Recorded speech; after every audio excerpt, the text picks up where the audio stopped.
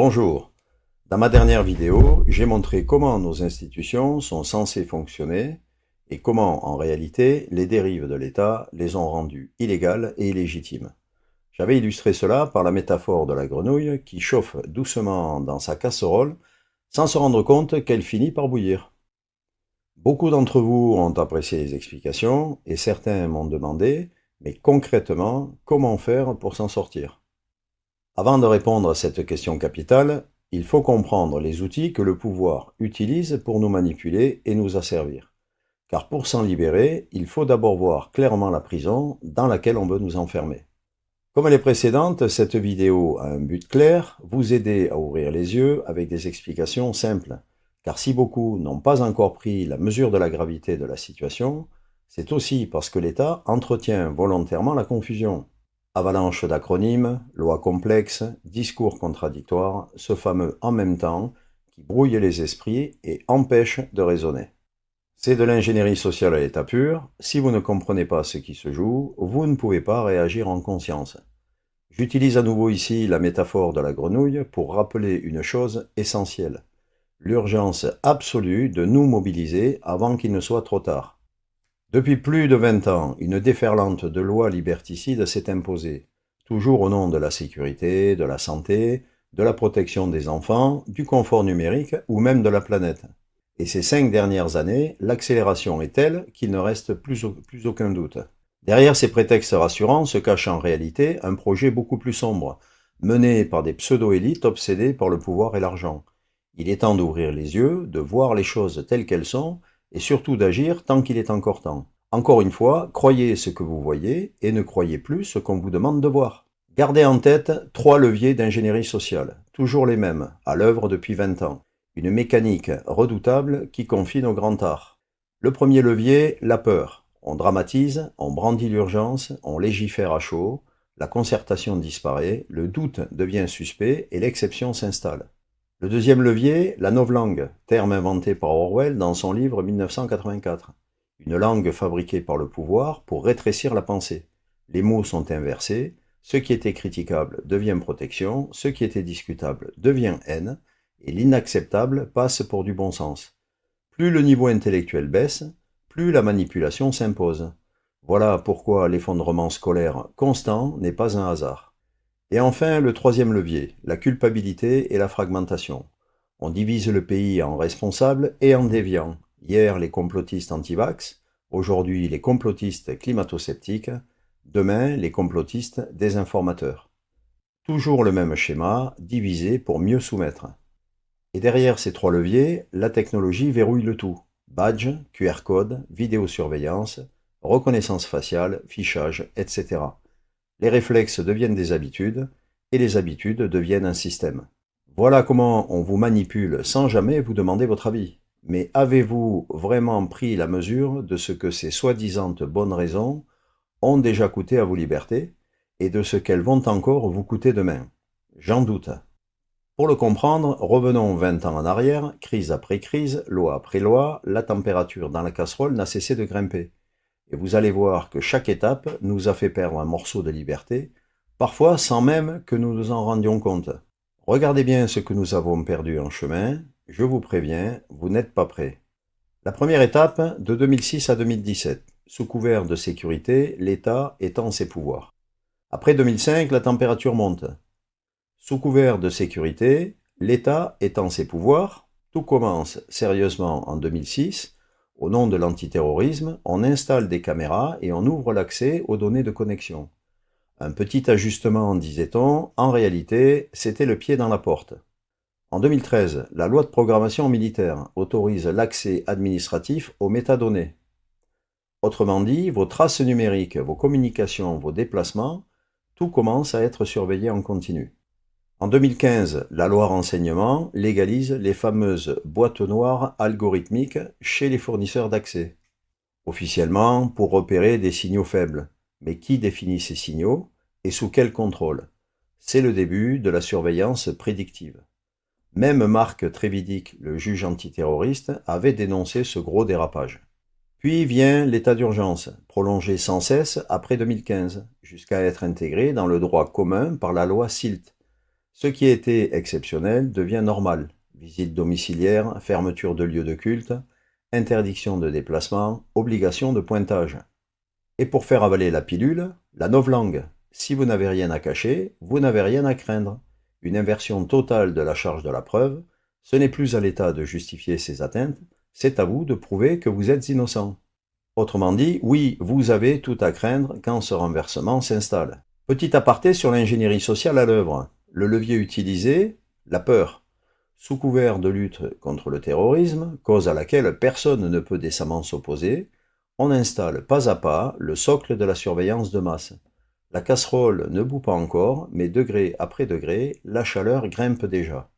La deuxième étape, de 2019 à 2024, c'est le maintien de l'ordre qui se transforme en contrôle des foules. En 2019, c'est la loi anti-casseurs, officiellement pour éviter la violence. Mais dans les faits, fouilles préventives, interdiction de manifester, délit de visage dissimulé. Le signal est clair, la liberté de manifester devient négociable.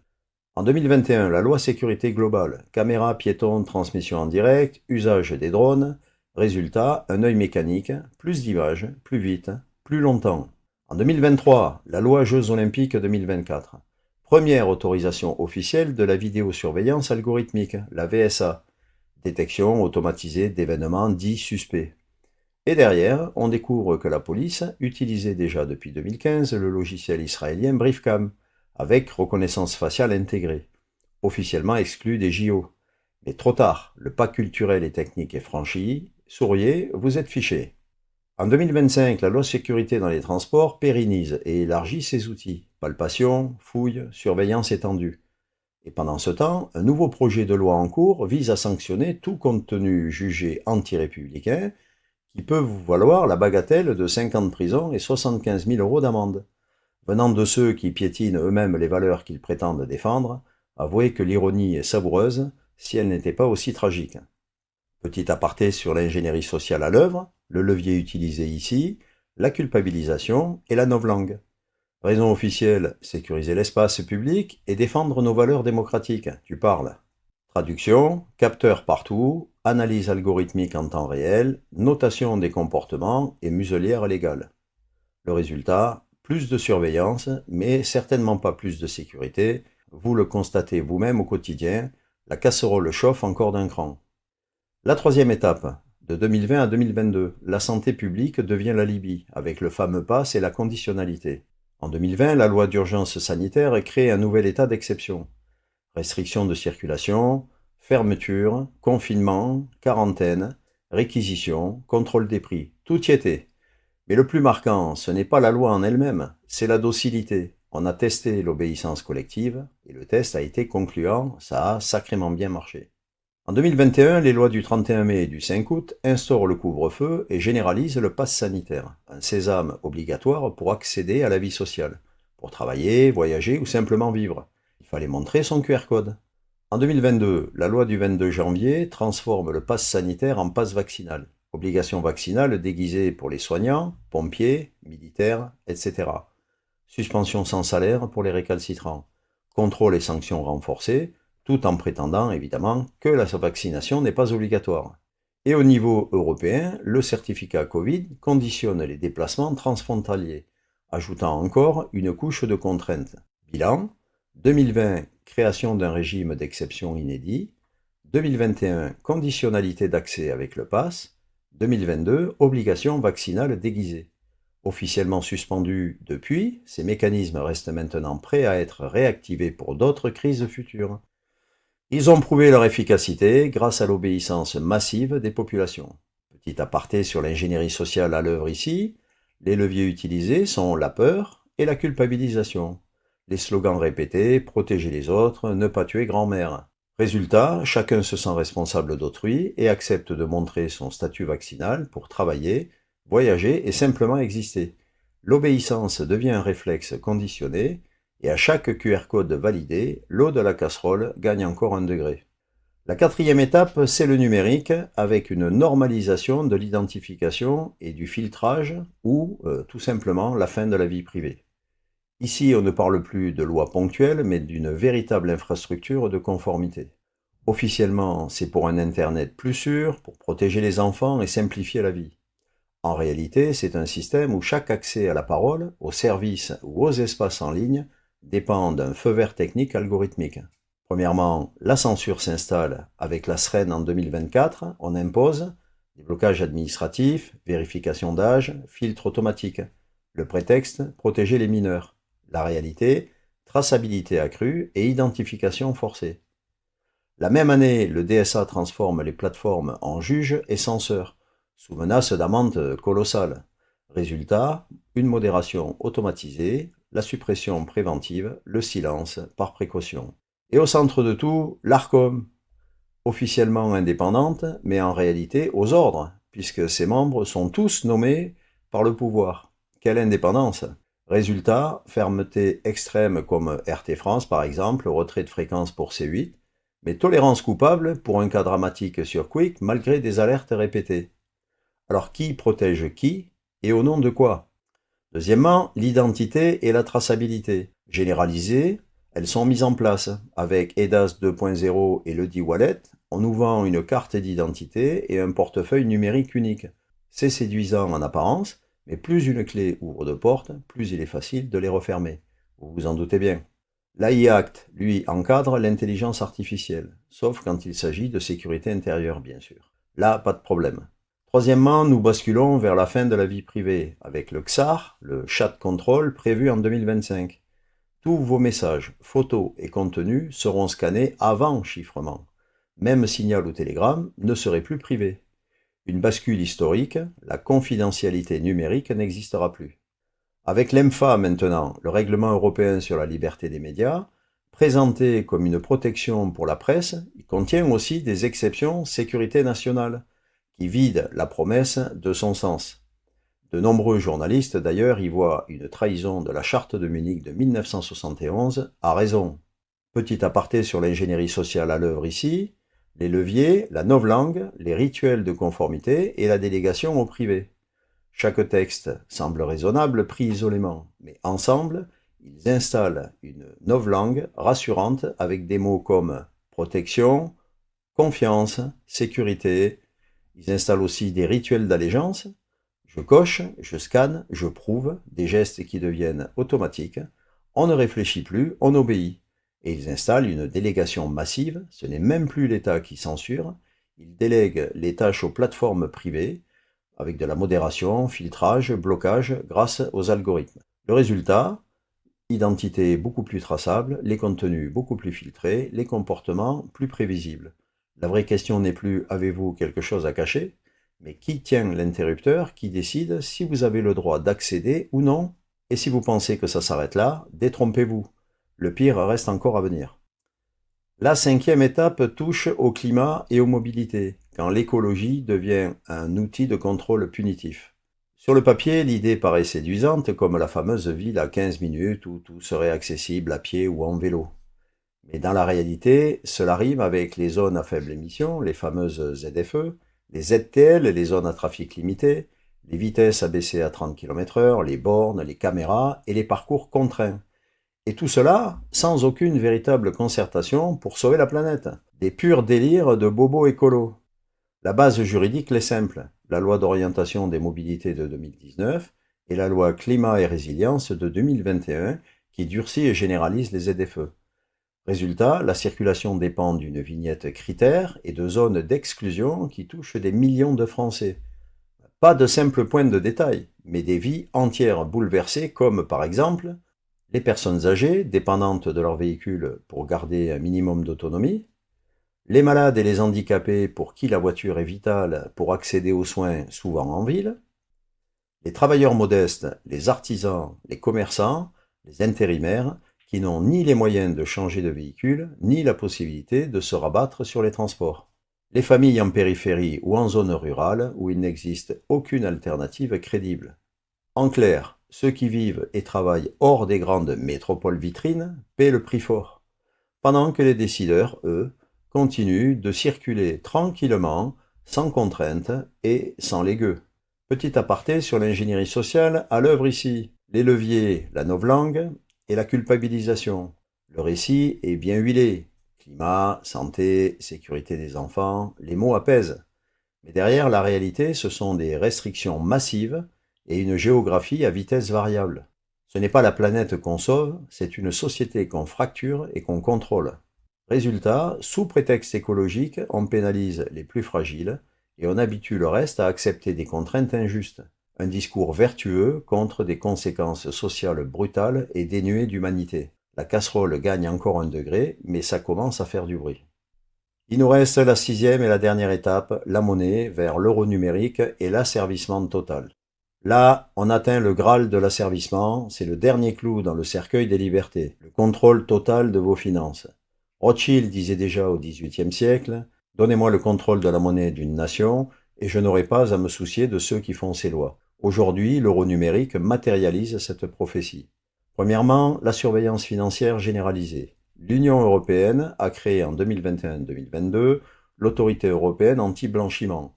Le projet d'euro numérique intègre déjà ces règles, ainsi que la lutte contre le financement du terrorisme. Mais dans les faits, c'est une surveillance totale des transactions. Les paiements en espèces ou hors ligne sont plafonnés à 10 000 euros en Europe, avec obligation d'identification dès 3 000 euros. En France, bien sûr, on fait plus zélé, seulement 1 000 euros pour un résident. Et d'ici 2027, les chèques auront disparu. Deuxièmement, le faux récit de l'inclusion. On nous promet souveraineté et modernité, mais la réalité, c'est une monnaie programmable et traçable par défaut. Vos dépenses sont suivies en temps réel, vos virements bloqués ou signalés à Tracfin, vos cryptos intégrés de force dans le dispositif. On vous laisse croire à une marge de vie privée, mais limitée à des montants dérisoires. Le cash est toléré pour l'instant, mais sera progressivement marginalisé puis supprimé sous des prétextes rassurants, sécurité, santé, lutte contre la fraude. Vous verrez. Troisièmement, l'impact concret sur les citoyens sera colossal. Qui sera pénalisé? Tout le monde. Même ceux qui sourient en regardant cette vidéo et pensent ne pas être concernés. Les classes populaires et moyennes qui utilisent encore largement le cash. Les indépendants artisans et commerçants qui subiront un contrôle permanent. Les personnes âgées ou éloignées du numérique mises à l'écart d'un système 100% digital. Et même les salariés dont l'accès à leur propre argent pourra être conditionné à des règles arbitraires au gré des délires de nos politocards. Demain, votre argent pourra être bloqué parce que vous aurez trop voyagé, trop mangé de viande, pas assez consommé d'insectes, acheté 2 jeans dans le mois ou simplement écrit un tweet jugé anti-républicain. Et demain, c'est déjà là. Quatrièmement, les armes sont déjà prêtes, votre argent ne vous appartient déjà plus. La loi Sapin 2 de 2016, la directive européenne BRRD de 2014, les projets IFD et 10 ou encore le Code de la défense permettent déjà aux banques ou à l'État de saisir tout ou partie de votre épargne en cas de crise. Fermer une assurance vie est devenu un vrai parcours du combattant aujourd'hui. Ne vous l'aurez pas, demain ce verrouillage sera total. Petit aparté sur l'ingénierie sociale à l'œuvre ici, les leviers, peur et novlangue. On invoque la sécurité, la lutte contre le blanchiment, l'inclusion financière. Mais derrière ces mots rassurants, c'est l'outil d'un asservissement total et durable qui se met en place. Une monnaie programmable, contrôlable, conditionnable, une véritable dystopie monétaire qui efface la dernière parcelle de notre devise nationale, liberté, égalité, fraternité. Et ce n'est pas tout. Sachez qu'en cas d'activation de l'article 16 de la Constitution, dont j'ai déjà parlé, le locataire de l'Élysée pourrait légalement utiliser les dispositions de réquisition qui sont prévues par le Code de la Défense. Vos biens, vos services, jusqu'à vos propres personnes. Tout pourrait être saisi et imposé au nom de l'urgence et de l'exception. Et au vu du marasme politique actuel, cette option est fortement envisageable. Et si vous refusez ? Les textes existent déjà, jusqu'à 500 000 euros d'amende et 5 ans de prison immédiatement applicables. Alors, et maintenant ? Amis citoyens, peuple de France, après ce long chapelet de lois liberticides, non exhaustif et rébarbatif avec ses dizaines d'acronymes incompréhensibles pour le commun des citoyens, j'espère que vous voyez mieux la trajectoire suivie de ces 20 dernières années et où surtout elle nous mène. Et je n'ai abordé que les principales, auxquelles il faut rajouter évidemment le racket financier et fiscal qui nous assomme au quotidien et qui est lui aussi une forme d'asservissement. Crise après crise, nos gouvernants nous ont fait glisser sans votre consentement d'une démocratie confiante vers une société autoritaire à tendance totalitaire. Si on regarde bien, à chaque crise, une loi, à chaque loi, un décret, à chaque expérimentation, une normalisation, et à chaque normalisation, un pas de plus vers le totalitarisme. La grenouille, c'est nous. L'eau ne s'est pas mise à bouillir d'un coup, elle a chauffé degré par degré au nom de la sécurité, de la santé, des enfants, du climat. Tout ceci pour notre bien, évidemment. Mais au bout du compte, vous n'aurez plus rien, c'est sûr. Mais serez-vous heureux pour autant, comme l'affirme l'infâme Schwab? Je pense que vous connaissez la réponse. Ariane Bileran a parfaitement résumé comment on obtient ce fameux consentement. Premièrement, on active la peur avec l'urgence. Deuxièmement, on renomme avec des noms comme sécurité globale, protection. Troisièmement, on culpabilise, c'est pour les autres. Quatrièmement, on infantilise avec un État qui s'immisce de plus en plus dans votre vie privée. Cinquièmement, on divise les bons contre les mauvais citoyens. Sixièmement, puis on rend tout ça pratique via le numérique. Voilà une mécanique implacable, ce n'est pas votre liberté que l'on protège, c'est votre soumission que l'on fabrique. En clair, en même temps, est-ce que vous vous rendez compte de ce que nous avons perdu? Je vous le résume rapidement. Nous avons perdu l'essentiel, la liberté d'aller et de venir, de penser, de parler et de disposer de nos biens et de notre argent, rien que ça. Et je ne parle même pas de vos enfants qu'ils s'approprient chaque jour plus que le précédent. Et si nous ne faisons rien, demain nous vivrons dans une dystopie sortie tout droit de 1984 d'Orwell ou du meilleur des mondes de Huxley. Un monde où tout est contrôlé, où la surveillance remplace la confiance, où l'homme n'est plus que le rouage d'une machine froide. Les portes des cages où nous sommes enfermés se fermeront définitivement. Ce n'est pas de la fiction, c'est déjà là, sous nos yeux. Et si nous ne réagissons pas, il sera trop tard. Vous en doutez toujours? Alors qualifions clairement la situation d'aujourd'hui. C'est une société de contrôle, la liberté n'est plus un droit par défaut, mais un flux surveillé en continu. C'est la présomption de suspicion, tout le monde est suspect jusqu'à la preuve du contraire. C'est des libertés sous condition, vos droits deviennent des permissions révocables. C'est un état d'exception permanent, l'urgence est devenue la norme. C'est une surveillance de masse préventive, on filtre tout le monde au cas où. Et c'est une gouvernance par la conformité, la confiance qui repose sur des QR codes, des scores, mais pas sur des droits. Si vous déviez, vous êtes immédiatement sanctionné. Reste encore une autocensure, chacun finit par se taire et renoncer à sa liberté. C'est bon? Vous en avez assez entendu? Ou que vous faut-il de plus pour réagir face à cette folie? Alors je vous pose la seule question qui vaille. Quand allez-vous vous réveiller? Quand allez-vous dire stop, pacifiquement, mais fermement à cette dérive totalitaire? La grenouille n'est pas encore condamnée, mais il est plus qu'urgent de couper le gaz et de sauter hors de la casserole. Ce que nous vivons n'est pas un film, ce n'est pas une fiction de George Orwell ou d'Aldous Huxley, c'est notre présent. Et si nous ne faisons rien aujourd'hui, demain ce sera notre prison. C'est ce que vous voulez pour vous, vos enfants et vos petits-enfants? Réveillez-vous, bon sang, maintenant, pas demain, maintenant. Merci pour votre attention.